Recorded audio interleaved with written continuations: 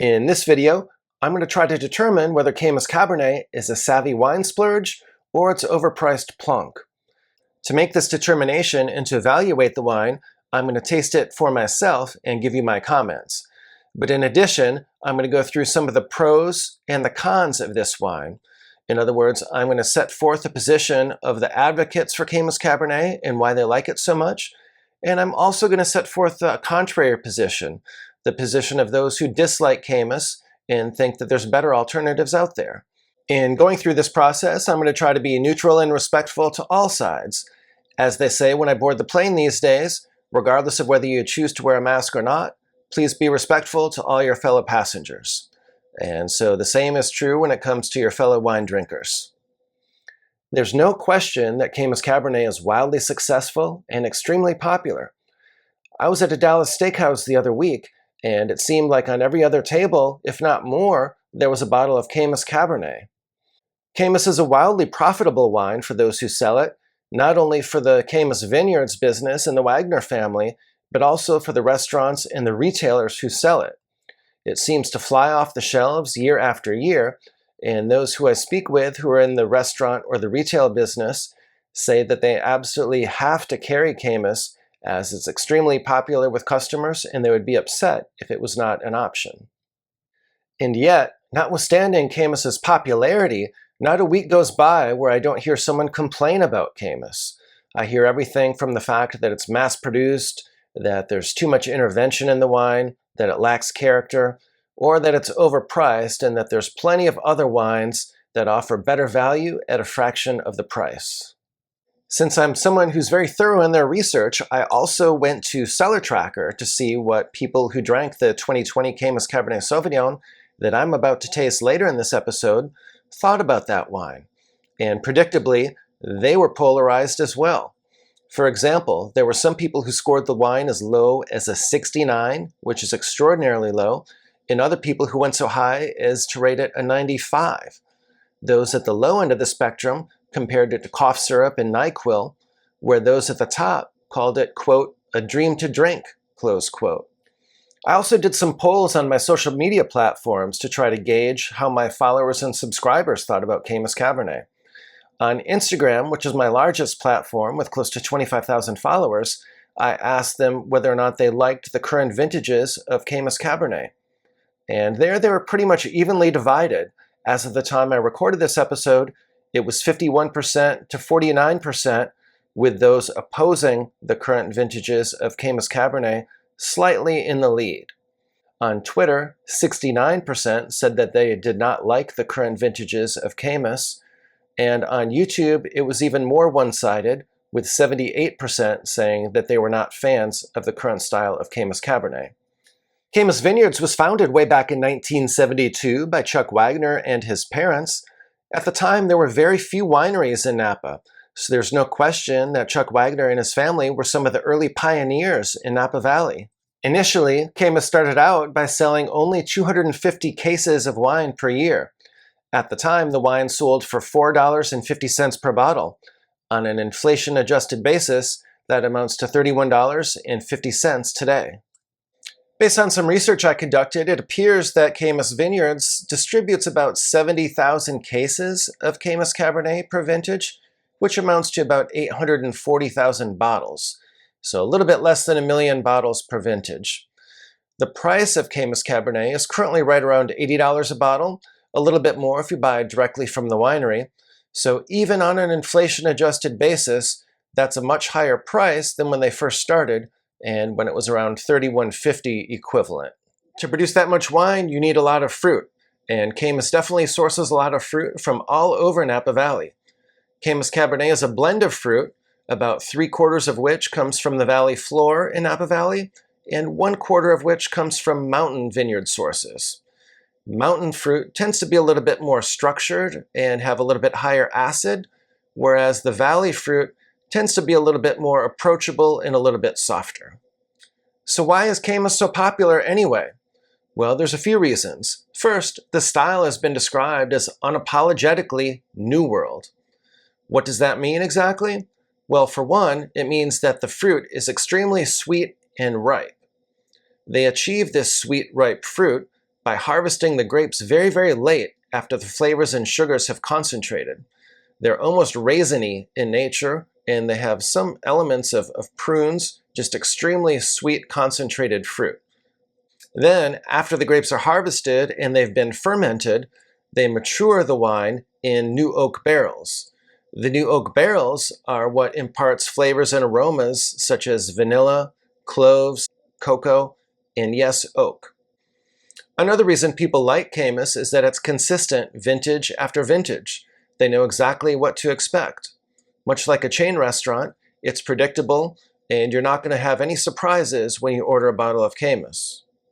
Another reason people enjoy Caymus is that it's ready to enjoy immediately. You can just go to the store, pick one up, and open it that night, and it's ready to drink.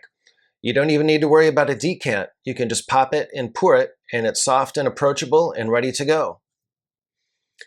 Given all these positives for Caymus Cabernet, why do so many people dislike it? And even more curiously, why do they feel so strongly about their animosity towards Caymus? One reason may be explained by the great Yogi Berra in one of his famous quotes, "No one goes there anymore, it's too crowded." This is really no different than people who feel strongly about other subjects than wine. For example, I have a friend who's really into music, and he's a big fan of a lot of bands that I've never heard of before. And he really dislikes top 40 music and popular music generally. So for him, there's nothing worse than having to listen to someone like Taylor Swift, even though she's incredibly popular and wildly successful. That's just not something that he appreciates. Similarly, many of my friends are foodies, and the last thing they want to do is eat at chain restaurants, which are also extremely popular. And so it is with wines. In many instances, wine enthusiasts are enamored with wine that is made in small volumes, and it's more artisanal in nature, rather than being produced in mass quantities, such as the 840,000 annual production volume of something like Caymus. But I think there's really much more to it than just the fact that some people may think that Caymus is not cool because it's too popular. For example, many people who are enthusiastic about wine really appreciate wines that have low winemaker intervention and which emphasize the purity of the fruit. With these wines, you can really appreciate the particular place where the grapes came from, and you can also tell the difference between one wine from one vintage to the next. For example, if you have a cooler vintage, the wine will taste very different from if there's a warmer vintage. Many wine enthusiasts, for example, will really enjoy comparison tastings or vertical tastings where you'll have multiple vintages of the same wine, and you'll compare those wines side by side and try to evaluate how the wines are different from vintage to vintage. So whereas many fans of Caymus value its consistency and appreciate the fact that they know what to expect from vintage to vintage, some wine enthusiasts think that this is a negative because the wine is too predictable and boring, and it does not show either a sense of place or any variation that's appreciable from vintage to vintage. Many who dislike Caymus also complain about the heavy oak influence in the wine. The oak influence in the wine is problematic because it masks the purity of the fruit that I mentioned earlier. For example, rather than having bright, pure fruit, critics will contend that you instead replace that fruit in those fruit descriptors with things such as espresso, cocoa, vanilla, cloves, and yes, oak. Another reason that some wine enthusiasts dislike Caymus is because they think it's too sweet for their palate. The grapes are harvested very late in the process. This means that the fruit hangs on the vine for a long time and starts almost like turning into raisins. So the fruit flavors and sugars get extremely concentrated, and the result is fruit that can be a bit cloying and too sweet for some palates. I've also heard some complaints about Caymus that the wine is too low in acidity and that there's not enough tannic structure in the wines, or that the wines are a little bit flabby. And then, of course, there's other people who think that Caymus is just too expensive, and so that even if they enjoy Caymus, they don't want to buy it because they think that there's much better alternatives at a fraction of the price. And with that by way of background, we're ready to get into the tasting. So I'm going to taste this wine for myself, and I'm going to give you my thoughts and evaluation of this wine. This is a wine that I haven't tasted for about 10 years or so I'm extremely interested in knowing my own thoughts about it and sharing those thoughts with you. And once I'm done evaluating and discussing the wine, I'm also going to answer the question about whether or not I think there's any other wines out there that may be better values than the Caymus Cabernet, which sells for around $80 a bottle. To the extent I do think there are better values, I will definitely identify some of them. If you're interested in wine recommendations, wine collecting strategies, and learning more about wine, please do subscribe to my channel. I've been collecting wine for more than 15 years and also have a level 4 diploma from the WSET. So I have both formal certification as well as substantial practical knowledge from the School of Hard Knocks. Okay, so with that, we're ready to taste the wine. And again, we have the 2020 Caymus Cabernet Sauvignon. I was a little bit surprised that they made a 2020 Caymus. There's really a lot of wineries in Napa that are not making a 2020 vintage due to all the smoke taint that was experienced that particular year with the glass fire and the pervasive damage that was done throughout the region. So it'll be a little bit interesting to see if I can detect any smoke influence in this wine. All right, so here we go. Definitely getting a lot of oak influence. That's the first thing that comes to my senses. Clearly a lot of vanilla, clove, baking spice, some espresso, cocoa, all things that are characteristics associated with oak maturation. There's definitely a lot of fruit as well, very, very sweet fruit. If I had to identify some particular types of fruit, I'd probably go with plum and blackberry, but it's really hard to delineate exactly what type of fruit it is. The fruit aromatics are a little bit muddled. For example, it's as if you put a large quantity of fruit in a bowl and then just muddled them like you're making mojito. It's really hard to identify each individual component. And one of the things that you'll find is that the more complex a wine is, the easier it is to delineate multiple and numerous descriptors.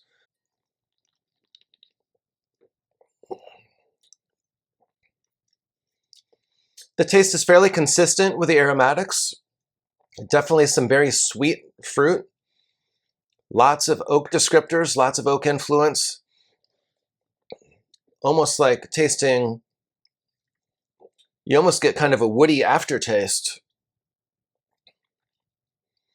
But in addition, you get lots of clove and baking spice and vanilla, other oak descriptors.